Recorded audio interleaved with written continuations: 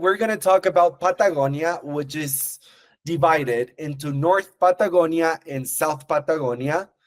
Carretera Austral, it's something important. It's a little bit more for those who are a little bit more adventurous and they would like to probably do Chile a little bit more on their own, probably renting a car. Chile is a really, really safe country. So if they want to explore a little bit more on their own, we do have the tips of what are the best places when visiting Carretera Austral, and we're gonna finalize with Easter Island and their excursions in with Rapa Nui. So basically, we're in South America. It's Chile is a long and stretched country. So if you measure Chile from Arica to Punta Arenas, it would be probably the same distance from, let's say, from the East Coast to the West Coast in the United States. It's a very, very long country, but stretched. And that's a good thing because you have a lot of connectivity from one region to the other in order to make an itinerary very, very active, but also visiting different parts of the country that none of them compares one to each other, changing landscape, changing climate, and all of those different perspectives when trying to make a very complete itinerary in terms of like different types of visits. So about Chile, the capital city is Santiago, and that's the main hub. So you have international flights from many different cities from Canada and the United States specifically, and also from Europe, Central America, and even locally in South America. Okay. How many people live in Chile? About 19 million people. Most of the people are congregated in Santiago metropolitan region. Okay. What's the currency? The Chilean peso. The electricity, 220 volts. Health insurance is not required when entering the country, but we always recommend. And at the moment, there's no vaccination required. Before, it was something with COVID, but not anymore. And I'm going to come here and how to get to Chile. To get to Chile, I mean, you really need to always get through Santiago. There are no other international airports. All the other airports are local airports. So you can fly locally from Santiago to other regions of the country. But what it's super important to understand here in order to determine the itineraries is that you need to start in Santiago and in that central region, which includes Valparaíso, which includes the wine region. That could also be connected with Mendoza in Argentina and do the wine region in Argentina as well. That's another thing. But it's super important to understand how to build up the itineraries because whenever you're flying to Santiago and doing a couple of days here, but then you want to go up north, you always need to connect back to Santiago and then continue to the different regions. So for example, if you want to do Santiago for a couple of days and then move on to San Pedro de Atacama Desert, then here you would need to take a flight back to Santiago, probably spend a night at the airport hotel, and then continue to Patagonia or continue to Easter Island, for instance. One of the good things about, if we're talking about the luxury services, Chile is one of those destinations in South America that provides a lot of like luxury properties, experiences, and so on. And one of those are the transportation that you can find in the country, okay? So I'm going to explain a little bit more about Santiago now, briefly. Santiago is definitely a region and it's the capital city, but it's a region for all kinds of passengers because in Santiago, you have activities for those who are interested in self adventure, for those who are interested in gastronomy, for those who are really interested in learning about the wine in Chile, which is really, really famous, and for those who are really interested in also history, culture, and so on. As Viña del Mar is one of the main ports of the country, with Valparaíso, and that's only 1 hour and 30 minutes away from the city. So, what do we recommend when we do Santiago? We recommend at least 2 days to be in the city, and probably from 2 to 3 days if you want to do a combination, because you have two types of wineries.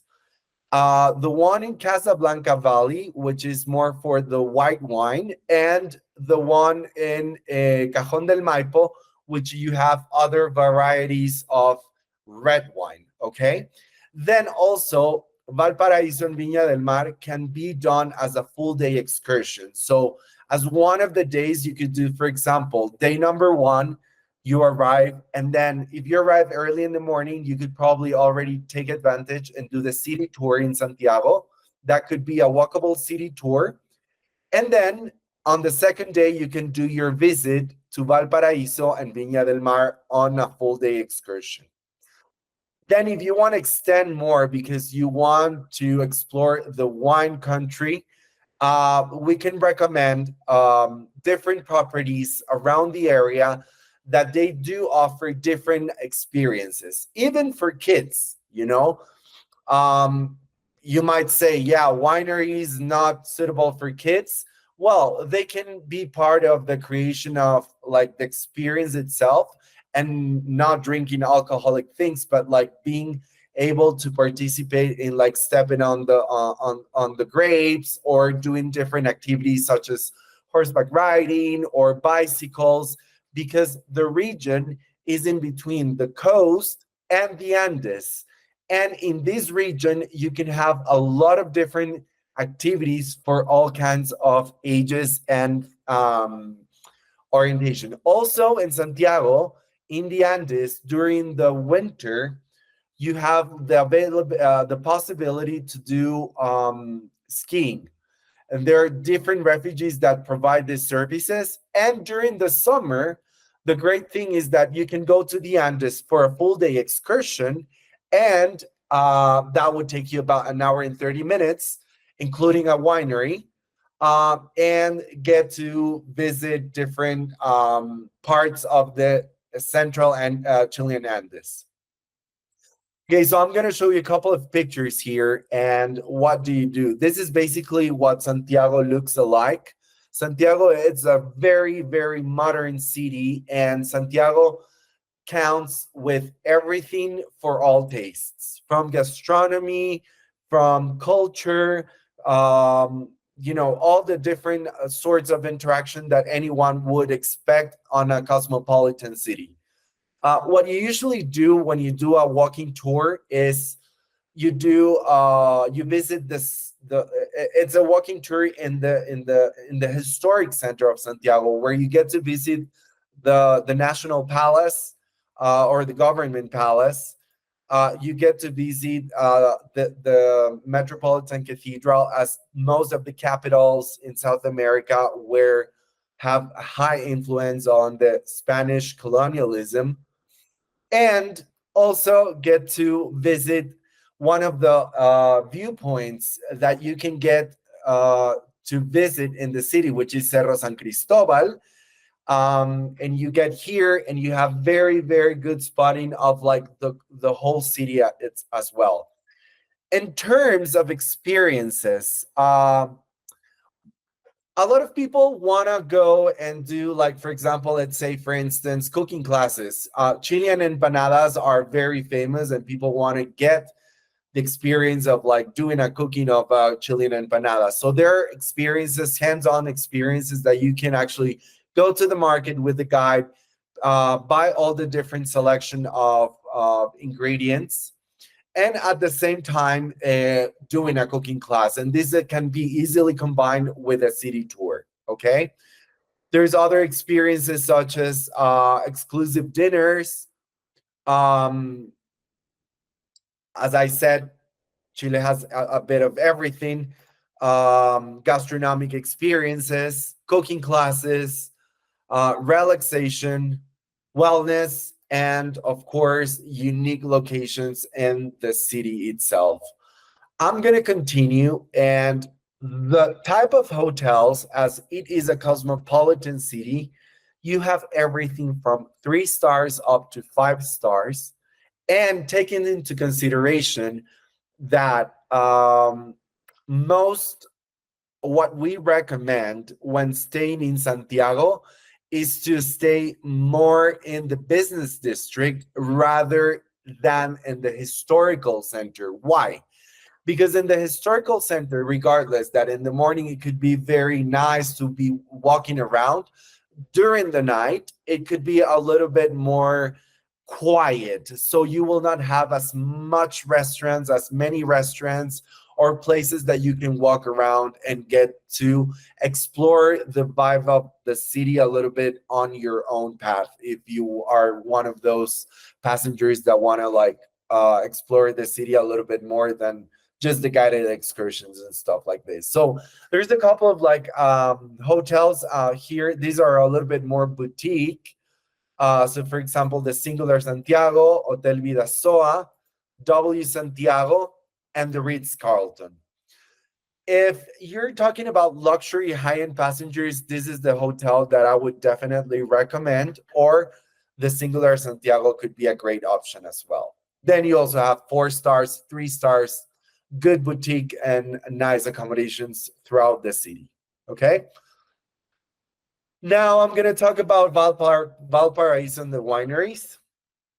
Um, what's so important about Valparaiso? Because Valparaiso is it's a port city in the country. It's the main. It's actually one of the main ports, and the nice thing about coming to Valparaiso is really encountering with the history of Chile, and also the picturesque style and infrastructure of the city, because everything is built over hills. And even to get up to the different spots, you would need to take a certain way of transportation in order to reach certain points of the city. Another important fact here is that Pablo Neruda, uh, a very well recognized Chilean poet, um, he used to have his summer house here and spend a lot of time here, so you can actually get to visit this place. But also, this is a city that it's basically all about the bohemian, the alternative sense of tourism. Everything is more boutique, everything is more locally, no many chain things. It's all about like this unique boutique coffee places that you want to relax and enjoy the view of the city and stuff like this. But you can combine Valparaiso with Viña del Mar, which is at the moment one of the most important beaches of the region, where people from Santiago go to the beach whenever they have holiday, vacation, and stuff like this. And it's only 20 minutes away from 20 to 25 minutes away from Valparaiso. And you can get to have a city that is a little bit next to the beach, but more cosmopolitan, with a lot of more restaurants and a lot more to see. You can combine the visit to Valparaiso and Viña del Mar with one of the wineries, because in this region we also have the Valley of Casablanca, that it's one of the and you have like different vineyards that can give you wine tasting and offer you lunch and also some other experiences such as, biking around the vineyards, or become a sommelier for a day. Different experiences that can be offered in that region. As I showed you previously, there's also the other valley, which is on the other direction of Santiago, and this is Maipo Valley, where you have a lot of properties that you can only go for a day, but you can also have accommodation here and have different experiences such as spa, wellness treatments, flying in hot air balloons above the wineries, horseback riding, and also super important. A lot of people, like for weddings, they do pick the vineyards for setting up, this type of celebrations. Okay, so I'm gonna continue with the sort of properties that you might find in the region. So, for example, in Valparaiso, you can find Casa Higueras, which is a boutique hotel, Palacio Astoreca, Purovic, which is a very luxurious accommodation property on a vineyard, and also La Postoye. So this is a great combination that you can do within 4 day, 3 nights in Santiago and surrounding. And now I'm gonna continue with this part of the region that my colleague Hannah will explain a little bit further into and dig a little bit more into this region. Okay, perfect. So when we start talking about Norte Chico, usually this is the reason of Chile that senior travelers like a lot, and also travelers that do have a lot of experience and they do know Chile a little bit more better, and they go specifically there because they have already had experience knowing Chile, other Chilean districts. Norte Chico is the region that primarily is famous for its sky, because technically this is the region that has the best sky in Chile, and the best, I would say, sky in the whole world. And obviously, people who do have a very particular interest in observatories, they do go to Norte Chico and take advantage of the clear sky of Chile. So usually the travelers who travel to Norte Chico, they obviously do have some accommodation nights in Santiago before proceeding to Norte Chico, and then they stay there around 3-4 nights, which is more than sufficient to get to know this region, and then combine it with different destinations, with other destinations of Chile that make it perfect. For example, our travelers do like a lot combining this destination with San Pedro Atacama, which Andres will talk a little bit later, because this combination makes it's like a perfectly splendid combination to get to know this part of Chile. So here, to get to Norte Chico, you have to also consider domestic flight from Santiago, which will take you to La Serena, and then you have several destinations that your travelers may consider. But most likely, all of them will proceed directly to Valle Elqui, which is very famous, which is I would say, the most important part of this region. And there, specifically there, we have a lot of so technically, travelers who go there, they take an advantage of all the observatories that can be found in this region, and there are plenty of them. There are good ones, and also the ones that we try to avoid nowadays because they don't give the service we're looking for. But almost all of them are very well trained to receive travelers from all around the world, because technically this is the main idea of this region. And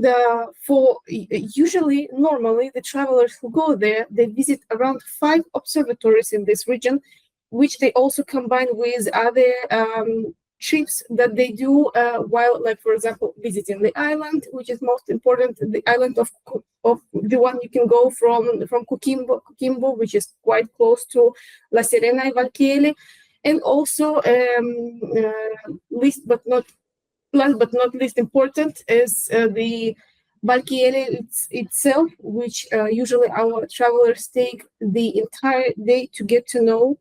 And we do operate also a lot of experiences that involve cultural topics of the region, which is also quite important because this region is very important for very famous for its historical importance of for Chilean history.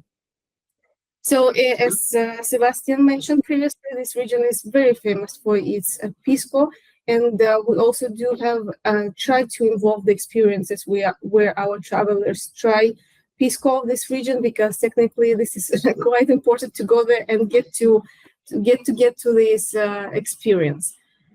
And as for this is actually the picture of Valley Elqui, which is very important for this region, and 110% of our travelers always do this activity because the sides of this tour of this experience is just beyond the what we can technically imagine.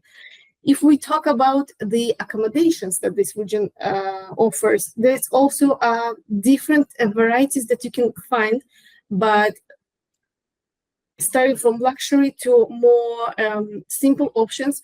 If we talk about luxury properties, the Casa Moya, this is the one that is very famous in this region and offers excellent service for the travelers.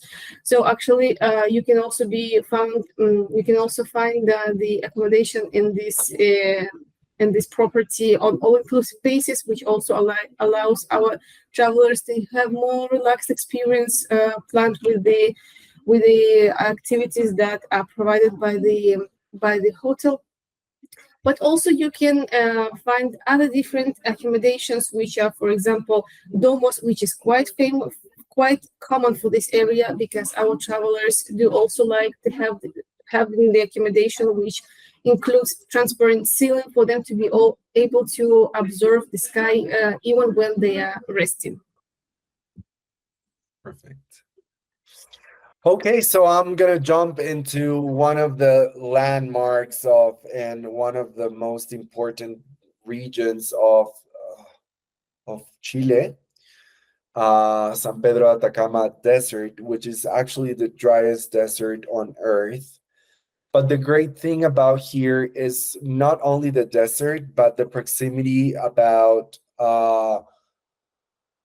combining tours with Bolivia and the Uni Salt Flat, which I could briefly talk about that, and also combining tours with Jujuy and Salta in Argentina. Okay, so in order to fly from San Pedro de Atacama to San Pedro de Atacama, you need to take a flight from Santiago.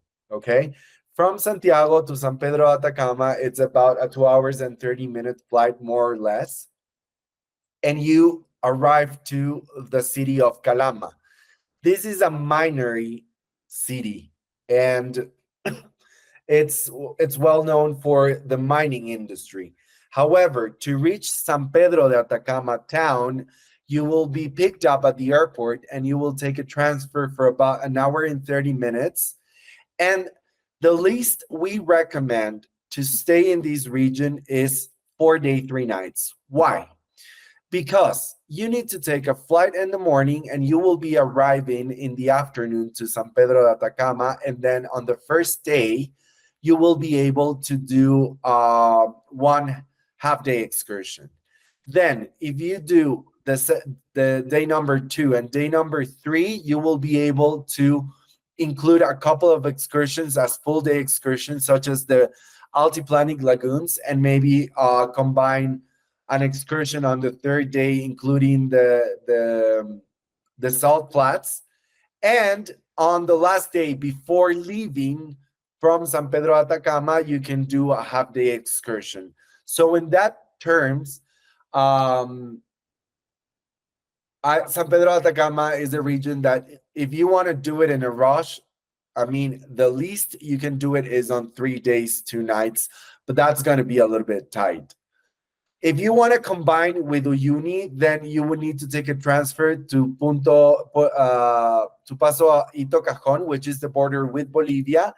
And then services from Bolivia will take you all the way up to the Uni Salt Flat, and that would be a 3 day 2 night experience itinerary, including the Uyuni Salt Flat. Okay, I'm gonna talk a little bit more about the experiences in San Pedro de Atacama, and the great thing about San Pedro de Atacama, and this is a region that you can visit all year long, comparing to other regions in Chile that are more seasonal because of the winter, that it's the opposite of the winter in North America. Um, you need to take in consideration that San Pedro de Atacama is a region that you can visit throughout the whole year. Okay, and you have two parts. One is where you have the altiplanic lagoons and all the region of the glaciers that you can see all these snow-capped mountains that if you're very adventurous, you can actually climb some of those and summit some of those, or just do like typical excursions for a full day to the different salt flats or to the different altiplanic lagoons. Uh, these are kind of like the landscapes that you're going to be encountered while visiting San Pedro de Atacama, for instance. Um, and I want to talk about the Moon Valley here. This is like one of the most important tours that you can't miss when you do San Pedro de Atacama, and you actually do it on a half-day tour. Usually you do it upon arrival because the good thing about doing this visit is actually getting to see this uh, Moon Valley scenario where you can actually get to have the visit plus end up with a cocktail and snacks while watching the sunset. Okay. There's activities for sandboarding, uh, private spas in different lodges. There is a lot of all-inclusive properties here, such as Tierra de Atacama, Explora, among others, which are more locally owned, and from all the different categories that you can find. Horseback riding excursions, outdoors relaxation. The weather in San Pedro Atacama, it's usually a little bit cold in the morning, such as a normal desert. In the morning, it gets like in the afternoon, it gets really hot. But then in the evening, it gets chilly again. This is a little bit how it would look like when you finish an excursion in San Pedro Atacama, regardless you do Laguna Cejar, the Moon Valley, you will always end up with a place to relax and enjoy nature, in order to see a little bit more about like having an experience with local Chilean wines and local Chilean snacks. Okay, so it's a way of doing this. One of the things that I want to focus a lot more here is that San Pedro de Atacama has been nominated as one of the top romantic destinations in the world for many years. So for honeymooners or for passengers that are doing anniversaries, there's a lot of experiences that you can do, like romantic picnics on the different spots, private, and you can use a lot of different experiences for honeymooners or anniversaries. I'm sorry about that. So the type of properties you might find are super well indented with the culture, with the region. Alto Atacama, for example, Aguachi Atacama, Tierra Atacama, and Explora Atacama. And now I'm gonna let Hannah continue to the Lake District. Okay. The Lake District is also quite different from what you already saw, what already Sebastian explained, because this is the district that is quite popular among our senior travelers and also is quite family friendly destination. Also is a district for those who are looking for adventures, but in a little bit more relaxed way, because to Lake District, you have to travel again from Santiago. No matter what, you have to go to Puerto Montt, and then most likely your travelers will go to Puerto Varas, where they will accommodate in one of the hotels and take the activities that there's plenty of activities that you can take from Puerto Varas, and not only Puerto Varas. So from Lake District, obviously Puerto Varas is one of the most common destinations because it's easier to get there, but also it's quite common to go to Santiago, to Puerto Varas by land, and make different stops, as for example in Pucón or in Valdivia, before actually getting to Puerto Varas, which is also a quite interesting experience. But in this case, the travelers will have to have a little bit more time to be able to do all these activities to get there. But if we talk about Puerto Varas and all the activities that can be offered in this region, in Lake District, I have to mention that this region is very famous for its green, huge forest, and also our travelers who do travel to Lake District, they absolutely prepared for constant rains, because 90%, 80% of the time it's rainy in Lake District. That's why it's called Lake District, because it's famous for its lakes, forests, and everything green, everything wet, and a lot of rains. If we can go down a little bit, Sebas. So here you can see several pictures that exactly represents what I was talking about. In the in Lake region, we can see a lot of waterfalls, we can see a lot of lakes, we can see forests, we can see mountains. Your travelers can also take the rafting activities and more activities that our people who are looking for more adventure. Also,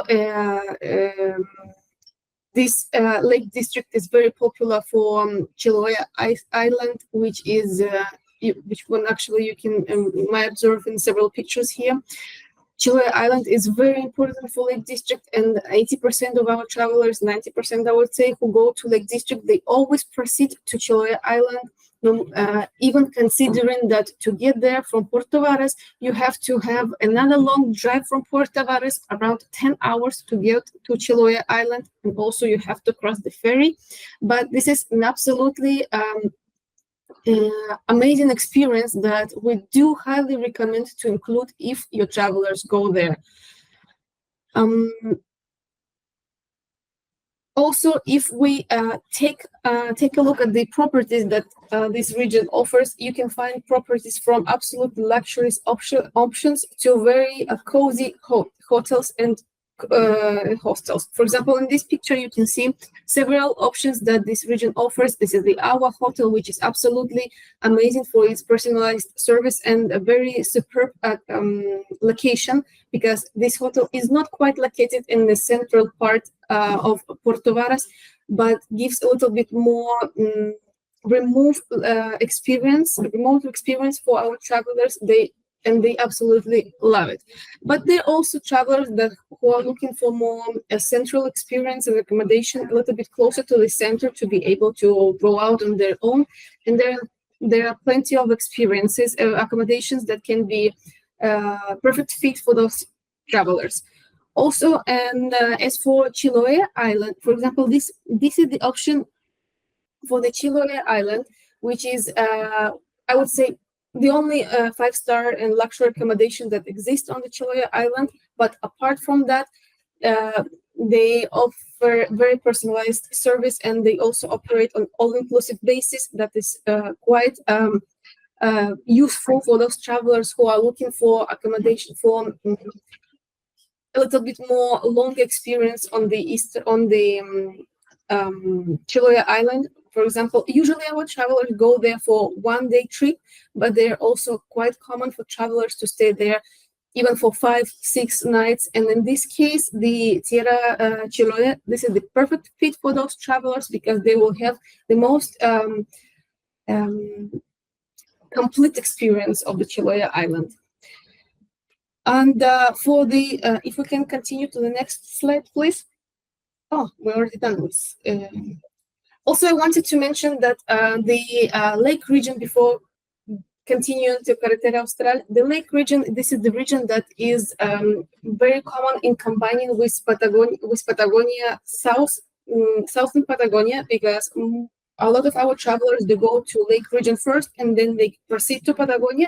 And now, for example, we have a very convenient domestic flight that takes travelers from Puerto Montt to Puerto Natales without a necessary stop in Santiago, which gives a little bit more flexibility for travelers to proceed further and include more portions in their trip within in Chile. As for example, Carretera Austral, this is the portion of Chile, region of Chile, that is a perfect combination and a connection between northern and southern Patagonia. Most likely, the travelers who ask you about these destinations, they do have a lot of experience in traveling. They do know a lot about Latin America and particularly Chile. They most likely have traveled to Chile several times, and now they are looking for more advanced experience, because Carretera Austral is for those for senior travelers who do have a little bit more experience. And a lot of the travelers, they like taking this a little bit more easy. They spend there up to 20, 30 days sometimes, and take it on a self-drive basis to get to know all the hidden corners of Carretera Austral, because Carretera Austral is famous for its self-driving experiences, but obviously it has to be very well planned, and we always provide the best itineraries to our travelers to be able to see and get to know all the experience they're looking for in this area. In Carretera Austral, usually our travelers start from Puerto Montt and they go more on south. In Carretera Austral, this is the region where you can see different varieties of landscapes, and this is exactly what represents this combination between northern and southern Patagonia, because you can see also parts of northern Patagonia as bushes, a lot of rains, a lot of green, but also some perfectly splendid parts of southern Patagonia as glaciers, which you could observe in other pictures that Sebastian showed you, but not all the glaciers that in this area. They are still kind of like small samples of what you can see going more south to Patagonia. When I say senior travelers, I don't only mean sometimes it's confusing. I mean travelers who do have a lot of experience, but also for lake region, it's quite common for our travelers, senior travelers, meaning the travelers that quite old, going to this region, but not particularly the Carretera Austral, because this may look for them a little bit too much. But lake region, our senior travelers, meaning travelers with age and travelers with experience, do like a lot. Also in Carretera Austral, you can see absolutely different varieties of properties. It's not quite common to find luxury properties, but there are some few. For example, here you can see only like the best sample of it. But mostly the travelers who do take Carretera Austral, they don't mind even staying a night in a hostel, because for them, in this particular case, accommodation is the least important part. The most important part for them is to be able to see everything that they have planned, because most likely they will stay in one particular hostel for one night only.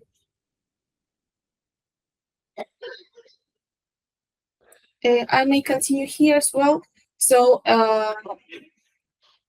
if we proceed a little bit more on south of Chile, there you will be involved in the true experience of Patagonia of Chile, a little bit more advanced, a little bit more, you have to be a little bit more prepared, because here in Patagonia, this is the experience that you may require you to be physically ready to it. For example, is here you can see a few options of the circuits that Patagonia offers for travelers, like for example W and W and the O circuit, which are quite common for travelers who like adventure, and they are ready for constant trekkings and very advanced trekkings. We also sometimes we receive very confusing requests from our travelers that are looking for luxurious accommodation, but they do want to take this particular treks. And we try to explain that this is the experience where you will have completely be dissolved in the nature of Patagonia, and you will be absolutely tired after you finish this experience, because it requires a lot of physical activities 24/7 technically. So these treks, they are very similar between each other. The only difference is that the O circuit is taking a little bit more time. You will have to spend at least 8 days in Patagonia just to be able to complete this circuit. But if you don't have the luxury of staying 8 days in Patagonia just for this particular portion, you can easily take the W trek, which is a little bit shorter version of what you can do in another circuit, and spend only 5 days and 4 nights by doing these activities in Torres del Paine. In addition to that, it's important that the type of accommodations are going to be refugees or tented camps. Absolutely. Yes. And it's also very important to mention that this specific treks have to be booked with quite a lot of anticipation, because, as Sebastian mentioned, the accommodation there is tents, refugees camps, and a lot of travelers do book like 7-8 months in advance just to get to know Patagonia a little bit more advanced. And in this case, to get to Torres del Paine, again, you will have to fly from Santiago to Punta Arenas or Puerto Natales. Luckily, now we have more flights, direct flights to Puerto Natales from Santiago, because in this case, you are a little bit more flexible to get to Torres del Paine and cut your time and another drive that have to take you from Puerto Natales to Torres del Paine, which is another 1.5 hours. And usually our travelers, before starting these treks, they have to stay one night in Puerto Natales before pre and post the most of the activities. Perfect. Okay, so here is a map of flying to either Punta Arenas, which is actually you have 2 ways to fly to the South Patagonia, which is Punta Arenas, and you also have Puerto Natales that Hannah was explaining. And usually during the peak season, which is from September up to late April, early May, you might have direct flights to Puerto Natales, okay? And start your Patagonia Torres del Paine National Park excursion. How many days we recommend at least to visit this region? Definitely at least 4 days, 3 nights. The same story that what I previously explained with San Pedro Atacama. It would be probably about 2-hour flight if you fly from Puerto Montt to Puerto Natales. But if you fly from Santiago, it'll take you about 3 hours and 25 minutes. So you will be missing half of the day doing the transportation, and then you will be able to do a half-day excursion on the arrival. I'm sorry. And then full-day excursions, and then transfer out on the 4th day. From here, you can also combine with Argentinian Patagonia with Calafate by car. And Hannah, can you explain a little bit about? Absolutely. Here you actually can see the different landscapes of Torres del Paine. This one is particularly famous. Torres del Paine is famous for its peaks of Torres del Paine, and also some travelers who do travel to Torres del Paine but are not physically prepared for long treks and long walkings. They expect to see this, but unfortunately, all they can do is some panoramic tours. It's also very important to explain to the travelers what they can and cannot do due to their um, uh, physically being prepared. For example, this one, to get to this point, you have to walk around 11 hours straight up. There is no flight. Hikes in Torres del Paine, those are profound trekkings. We don't even mention term hikes, it doesn't apply in this case. But also Torres del Paine offers amazing panoramic tours, like for example this one that you can see or that you can observe on the pictures. It still gets you to know the most important highlights of Torres del Paine, but without significantly suffering by taking this 1 hour trekking that not everybody is ready to do. Also in Torres del Paine, apart from mountains and hills that you can also observe a lot of glaciers that you also previously saw on different pictures. This one is, for example, the Miladon cave that is also quite famous. Is located a bit more closer to Puerto Natales, and usually our travelers visit it before going to Torres del Paine. Particularly, we visit this cave when, in case, if our travelers accommodate in Puerto Natales, because also there are some different options for the travelers to choose from. They all can accommodate in Puerto Natales and stay a little bit less time and do daily activities. One, for example, daily activity to Torres del Paine, or also take another short 1-day cruise to glaciers that are located in this area. Or they also can stay in Torres del Paine in within the national park, where, as Sebastian mentioned, we do recommend to stay at least 3 nights, because if they stay less than 3 nights, doesn't really make that much sense to go there for less than 3 nights. Also, the Torres del Paine, Patagonia itself, offers a different variety of activities. This is the kayaking and cabalgata and trekkings and navigations to the glaciers, all the activities that you can imagine. And if we talk about the accommodations, about the properties, so of course, Torres del Paine is famous for its luxury properties, and this is due to, specifically in peak season, it's quite difficult to find any accommodation in Torres del Paine. That's why this particular region of Chile is recommended to be booked with a lot of anticipation. For example, here you can see the Explorer Hotel, Tierra Patagonia. They are direct competence, and they are quite similar, but still have different vibe. Sometimes we try to explain, most of the times we try to explain to understand a little bit better the profile of our traveler, to understand which hotel will fit them better in this particular case. For example, Tierra Patagonia is a little bit more family friendly. Explorer Patagonia is a little bit more orientated for travelers who love adventures. If you see, for example, I don't know if there is Awasi. Yeah, Awasi also is the one who, this is the hotel that I would say it's a boutique hotel. They have only 12 rooms, but they focused on giving as personalized attention as possible to all their travelers. That's why it's quite difficult to get a reservation there, because they always booked. But also, in Torres del Paine, you can find different type of accommodations. Like, for example, Eco Camp Patagonia, which is very famous for its direct experience with nature of Patagonia.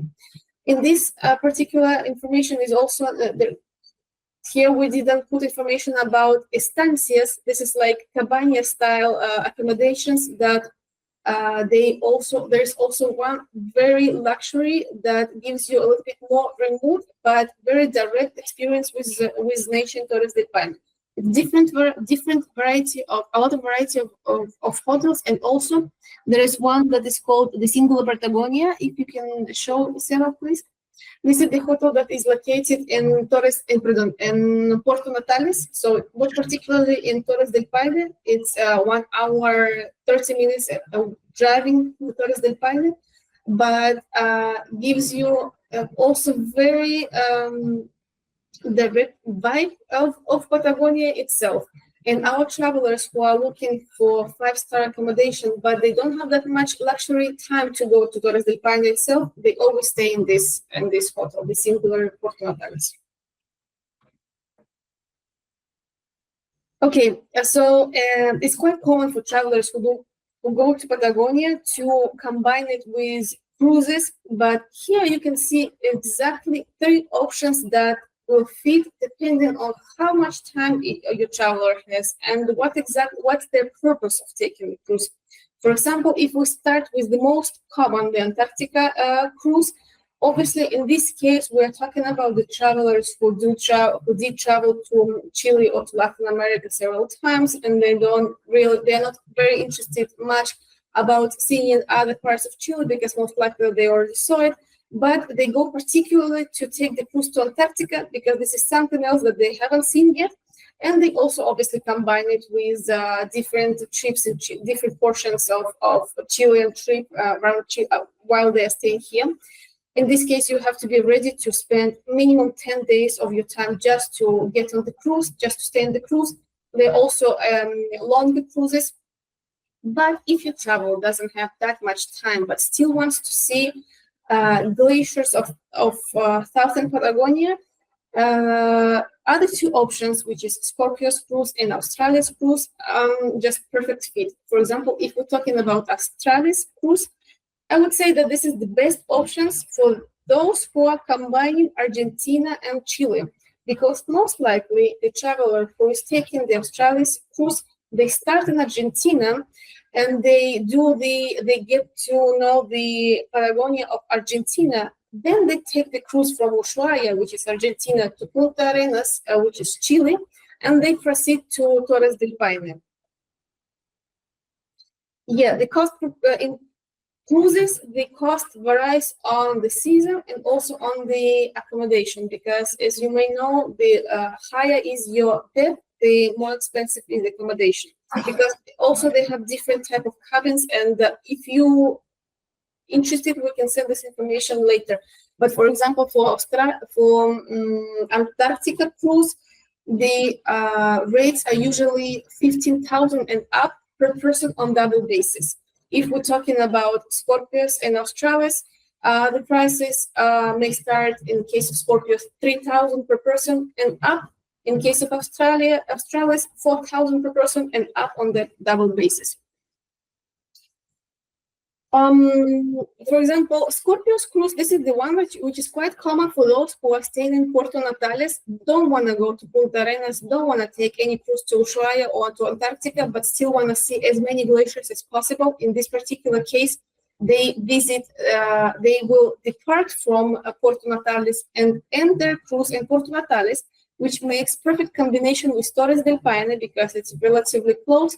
And still, they will get to know 12 glaciers of a 1,000 ice field, which is amazing because in this particular case, this is the only navigation company that navigates in this particular area, and you will not be able to see those glaciers with anybody else. So that's why our travelers like this particular cruise, because this is the sense of exclusivity that they have on the cruise. It may not be a 5-star cruise ship, but the service is superb on this cruise. This is, for example, the Cruceros Australia, the ones that depart from Ushuaia to Punta Arenas, making a perfect combination between Chile and Argentina, and they visit some glaciers that you may see in Scorpios cruise, but their main destination is Cabo de Hornos, which is other company don't navigate quite much. And in this case, the navigation ship obviously is much more luxury than the previous one, and you can see you can find as standard cabins and also superior ones. And also just one tiny note about the Antarctica. There are plenty of cruises. Oh, Sebastian, I think that we're running out of time. Okay, so we're just gonna finalize then and skip Antarctica and briefly cover Easter Island because I think that would be of interest.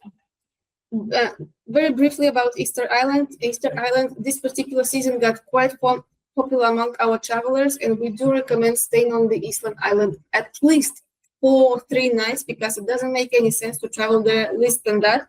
To get to Easter Island, you have to take a domestic flight from Santiago to Easter Island, which is another flight of 5 hours one way. And there's only one flight from Santiago to Easter Island and one flight back. And knowing our travelers take wanting to get to know Easter Island as much as possible, we always put as many activities as possible. Obviously, Easter Island is famous for its wines, but there are also other activities that doesn't involve particularly visiting wines. But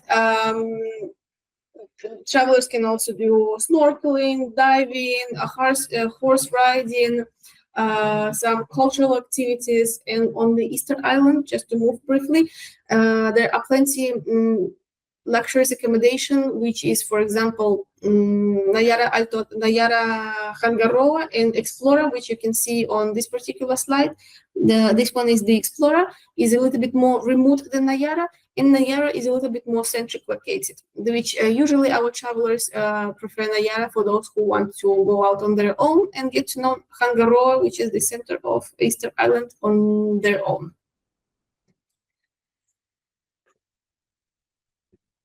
Yeah, and sorry for taking a little longer than expected, but Chile is a big country to cover in an hour. And I mean, as much as information that you require, we can send you a lot of like information such as frequently asked questions on San Pedro de Atacama, frequently asked questions on, let's say, Easter Island, about the operation, about the excursions, what's recommended, how long the excursions take, the difficulty of the excursions, what excursions are for each type of passengers, and we can share much more information to our different for any specific purposes.